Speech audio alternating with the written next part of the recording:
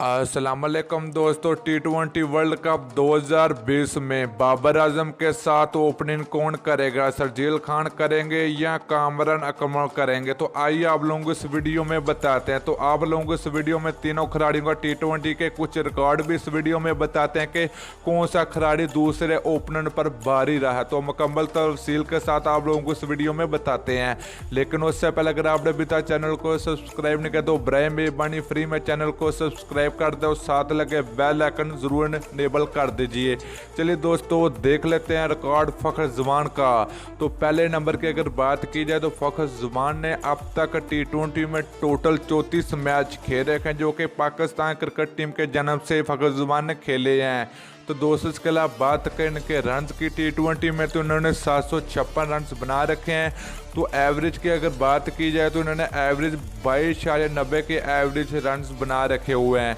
तो दोस्तों इसके अलावा फखर जमान की हाई स्कोर की अगर बात की जाए तो उन्होंने हाई स्कोर 91 रहा, जो कि बहुत ही खतरनाक बल्लेबाजी भी की थी इन्होंने।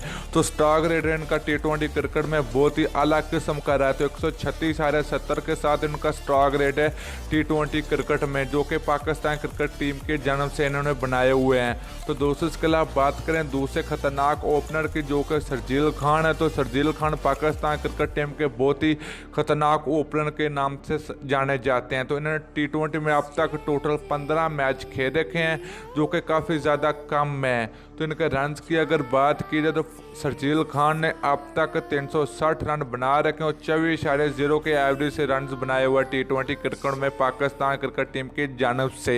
तो 200 फखर जमान से ज़्यादा रन बना रखे हुए हैं। तो इनके काफ़ी ज़्यादा कम रन है T20 में। तो दोस्तों इसके अलावा बात करें शर्जील खान के हाई स्कोर की, तो शर्जील खान का हाई स्कोर है इंग्लैंड के खिलाफ 9 रन, जो कि बहुत ही खतरनाक बल्लेबाजी थी इनकी। तो स्ट्राइक रेट इनका T20 में बहुत ही ज़्यादा खतरनाक रहा है। तो 137.40 का स्ट्राइक रेट रहा है इनका।